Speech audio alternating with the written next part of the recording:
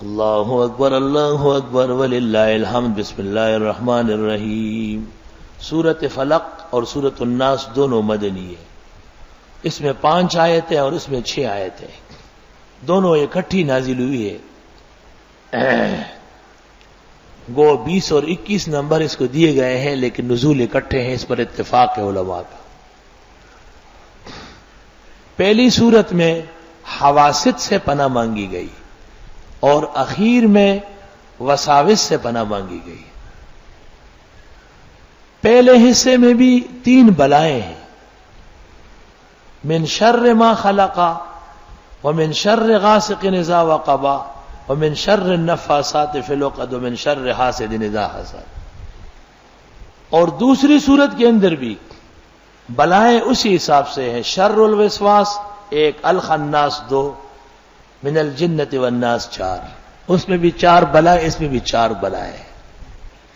پہلے میں پناہ 1 دفعہ مانگی گئی اور بلائیں زیادہ ہے، دوسری صورت میں پناہ زیادہ مانگی گئی، برب الناس ملک الناس الہ الناس۔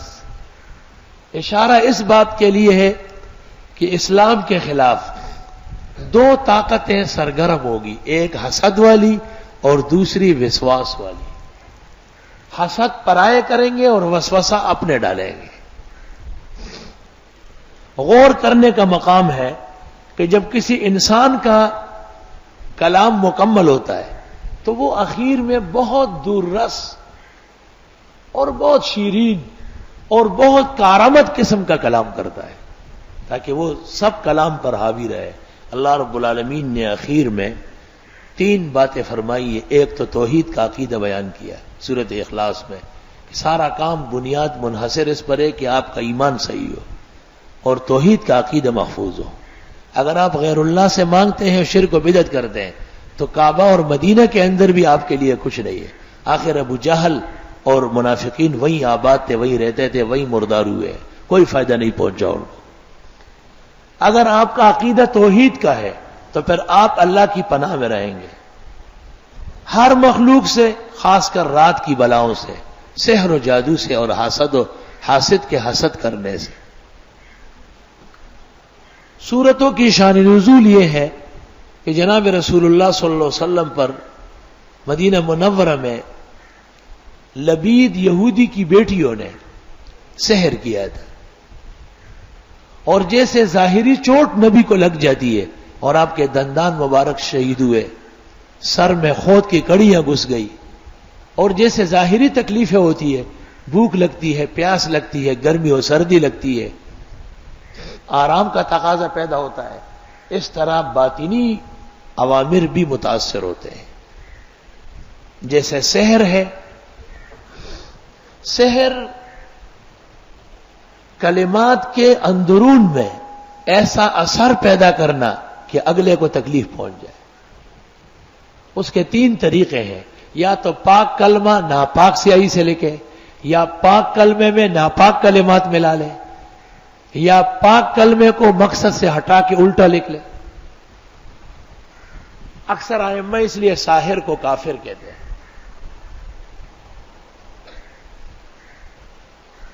سحر کا اثر انسان پر یہ ہوگا کہ طبیب اور ڈاکٹر کی پکڑ میں بیماری نہیں آئے گی اور اس کا کام خراب ہو رہا ہوگا، بلکہ دوا سے اور طب سے بڑھ جائے گا۔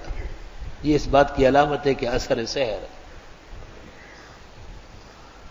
حضرت صلی اللہ علیہ وسلم ارشاد فرماتے تھے کہ میں نے یہ بات کہی ہے اور ابھی تک آپ نے کہی نہیں ہوتی۔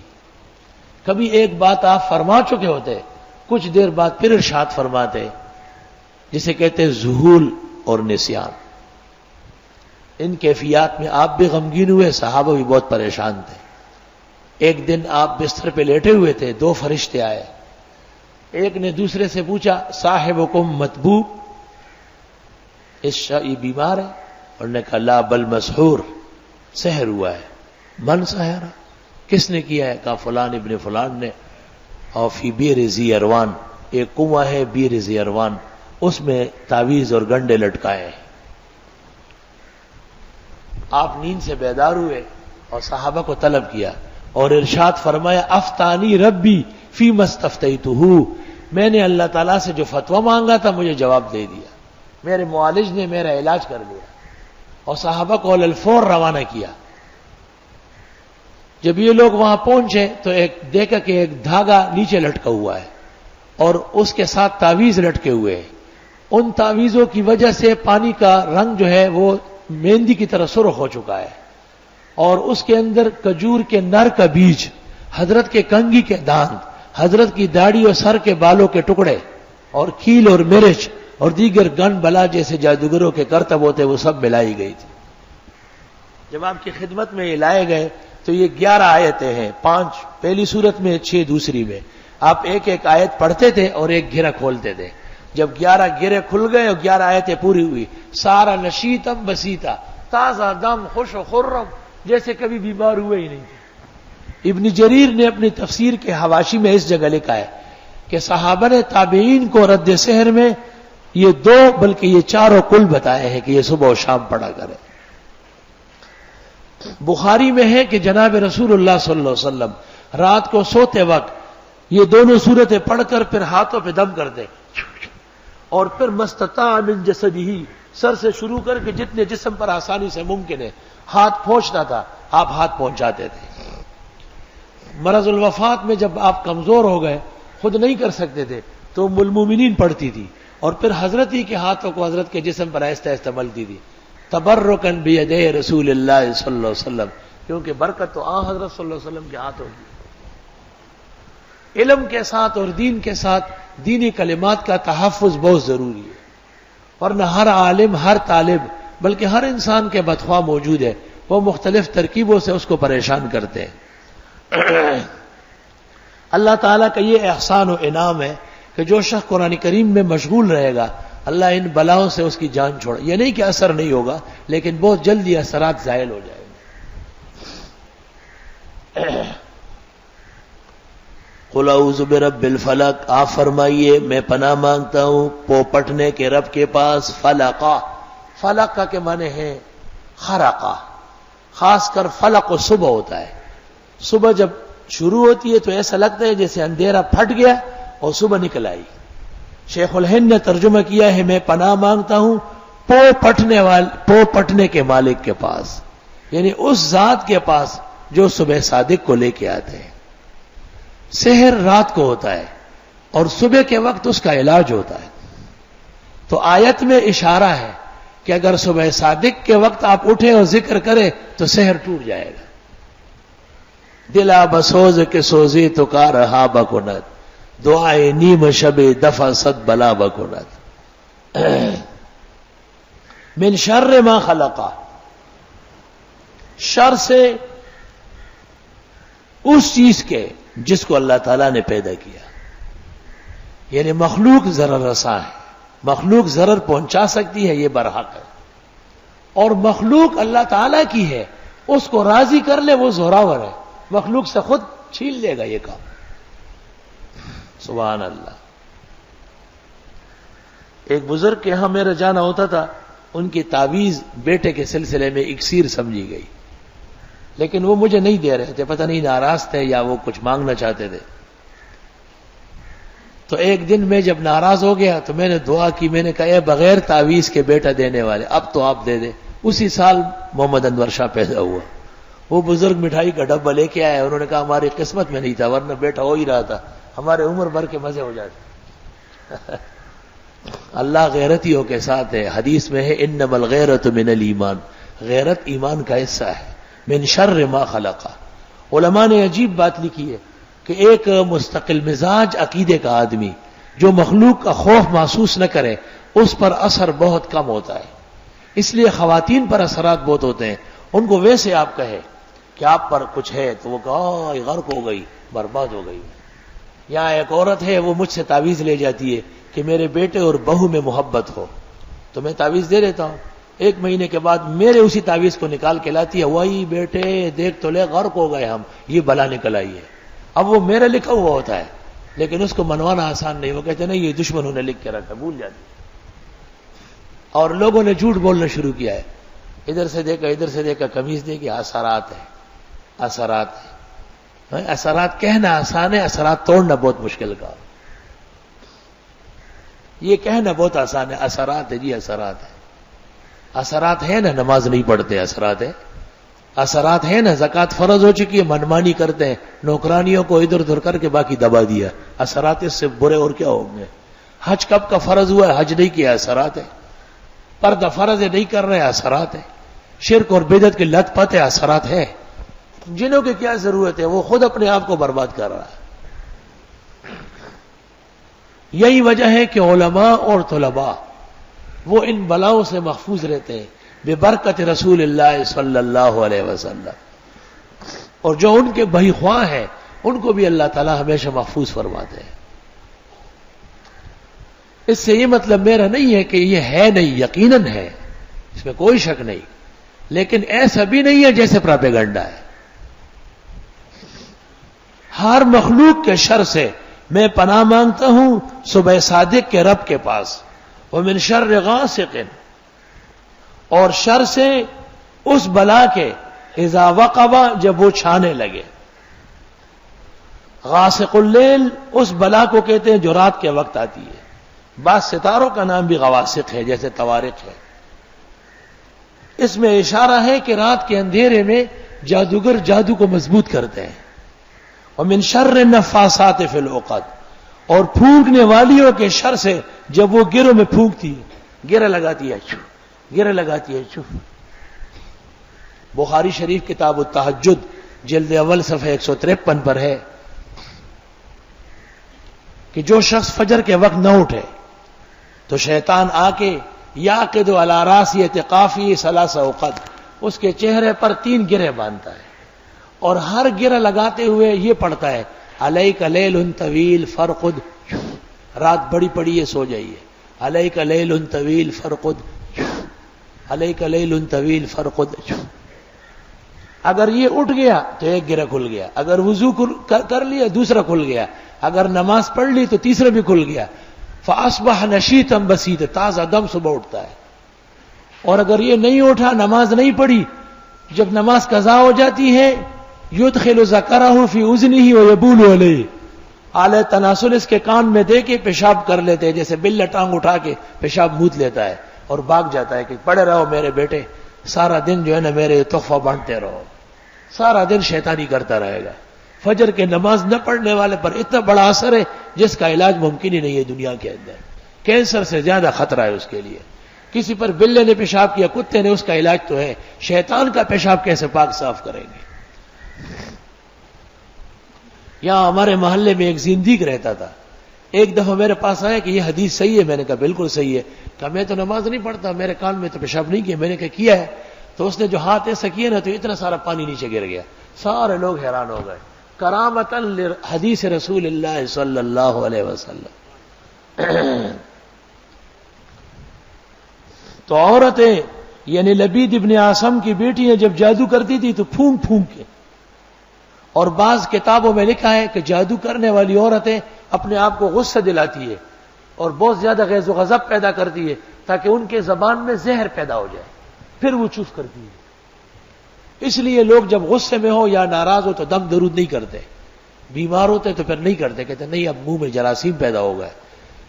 جب کلمات پڑھ لے، بہترین ذکر کر لے، آیات پڑھ لے تو منہ خوشگوار ہو جاتا ہے، پاک صاف ہو جاتا ہے، پھر جا کر کے اس کو چوف کر دے۔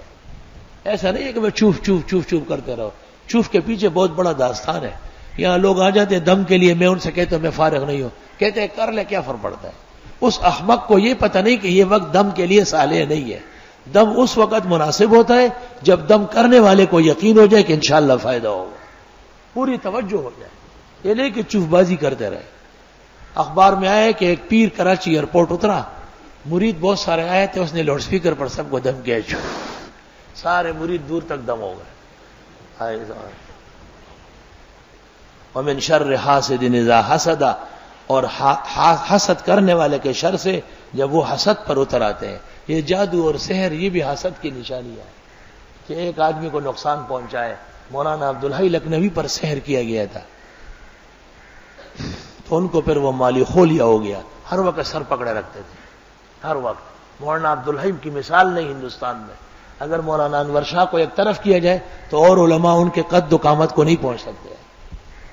مولانا عبدالعزیز فرہاروی، یہ نبراس کا مصنف، اس کی بہترین کتاب نبراس نہیں ہے، کوثر النبی ہے علم الحدیث میں، یہ بھی سحر سے فوت ہوا ہے، سینکڑوں ہزاروں علماء سحر سے فوت ہوئے. لاہور میں ایک عامل تھا، اس نے ایک دن مجھے کہا کہ اس وقت فلاں فلاں فلاں عالم پر بہت تیز جادو ہو رہا ہے، میں توڑ رہا ہوں. میں نے سمجھا کہ ایسی باتیں کرتا ہے. میں جب کراچی پہنچا 1 مہینے میں ان تینوں عالموں کا انتقال ہوا. انہوں نے مجھے کہا دیکھا آپ نے کہ جادوگر میرے اوپر زوراور ہوگا. جادو کے اندر پھر مقابلہ ہوتا ہے، جس شخص کا عمل مضبوط ہوگا وہ توڑ سکے گا. ہر ایک کا کام نہیں کہ صدر کے بازار میں بیٹھے ہو 15 روپے آپ سے لے ہو چپ چپ کرے، وہ 2-4 قسم کے گلٹ دے دے اور زعفران دے دے اور چلو کام ہو جائے گا. یہ تو اوہام ہے، وہم کا تابع ہوتا ہے. تو آپ کوئی چیز بھی لکھ کے دے وہ ٹھیک ہو جاتا ہے. حقیقت میں جب سحر و جادو ہو تو پورا کرتب کرنا پڑتا ہے. حقیقی سحر و جادو اگر کوئی صحیح طرح توڑ سکے اور 5 لاکھ روپے ہدیہ اس کو دیا گیا تو یہ کم ہے، کیونکہ دنیا کے کسی ملک میں اس کا علاج نہیں ہے جب تک کہ عامل کے عمل میں نہ آئے. یہ آغا خان میں تو جاتے ہی 4 لاکھ داخل کریں گے، جنا اور دوسرے اسپتالوں میں 10-10 لاکھ دے دیں گے. لیکن اگر آپ ان کو کہیں کہ اس تعویذ کے 2 لاکھ فیس ہے تو حیران ہو جائیں گے کہ مولویوں نے بھی دندہ شروع کر لی. مگر یہ اس وقت جب آدمی میں کمال موجود ہو. قل اعوذ برب الناس، آپ فرمائیے میں پناہ لیتا ہوں کائنات کے رب کے پاس، ملک الناس، لوگوں کے بادشاہ کے پاس، الہ الناس، جو لوگوں کے معبود ہے، من شر الوسواس، وسوسے والے کے شر سے، الخناس، جو چھپا رہتا ہے. خناس اس شیطان کو کہتے ہیں جو نظر نہ آئے. الذی، وہ خناس، یوسوس، جو وسوسے ڈالتا ہے، فی صدور الناس، لوگوں کے سینوں میں. وسوسہ ڈالا حزب الشیطان پیدا ہو گیا، دوسرا وسوسہ ڈالا جماعت الکافرین پیدا ہو گئی، جو اپنے آپ کو حزب اللہ اور جماعت المسلمین، یہ سارے وسوسے ہیں. وسوسے کہ ہمارے علاوہ کوئی مسلمان دنیا میں نہیں ہے. من الجنت والناس، جنات سے بھی اور انسانوں سے بھی. یہاں خطرہ بہت شدید تھا. ایک تو وسوسہ ہے، دوسرا پھر دشمن ایسا ہے جو نظر بھی نہیں آتا، پھر اس کی جگہ بھی نقصان پہنچانے کی دل اور سینہ ہے. 3 خطرناک مقامات تھے. ایک تو وسوسہ ہے. وسوسے کی ابتدا چھوٹا کیڑا ہے، امام رازی نے لکھا ہے، 4 ٹانگیں ہیں اس کی، لیکن جب بڑھتا ہے تو اس سے سانپ بن جاتا ہے. وسوسہ پیدا ہو گیا کہ میری بیوی کیا کرتی ہے، اس کا کھوج لگاتے لگاتے طلاق دے دی اسے. کیسا ختم ہو گیا. صوفیاء اکثر وسوسے میں مبتلا ہو جاتے ہیں، اخیر عمر میں شراب و قتل کے مرتکب ہو جاتے ہیں. وسوسہ، یہ وسوسو، وہ جو چھوٹا سا کیڑا ٹانگیں ہلاتا ہے اور آہستہ آہستہ جسم میں چلا جاتا ہے، پھر اس کو نکالنا آسان نہیں ہوتا ہے. اور یہ دشمن تو پھر ہے بھی خناس، نظر نہ آنے والا، اور پھر اس نے جو جگہ پکڑی ہے وہ دل و سینہ جو ایمان کا مرکز ہے. تو اللہ تعالیٰ کی 3 صفات متوجہ کر دی. جب دشمن بڑا ہوگا تو پھر اللہ کی صفات بھی بڑھا دے. آپ فرمائیے کہ میں پناہ لیتا ہوں لوگوں کے رب کے پاس، لوگوں کے مالک کے پاس، لوگوں کے معبود کے پاس. اور یہ حقیقت میں سورۃ فاتحہ کے ساتھ متعلق ہے. وہاں ہے الحمدللہ رب العالمین، تو یہاں آ گیا قل اعوذ برب الناس. وہاں ہے مالک یوم الدین، تو یہاں ہے ملک الناس. وہاں ہے ایاک نعبد و ایاک نستعین، یعنی الہ اور مستعان آپ ہے، تو یہاں ہے الہ الناس. وہاں 2 دشمنوں سے پناہ مانگی گئی، مغضوبین سے اور ضالین سے. یہاں بھی 2 دشمن ہیں، وسواس و خناس سے اور جن اور انس سے. تو سورۃ الناس منطبق ہے سورۃ الفاتحہ کے اوپر، اور فاتحہ فی کل سورت ہے.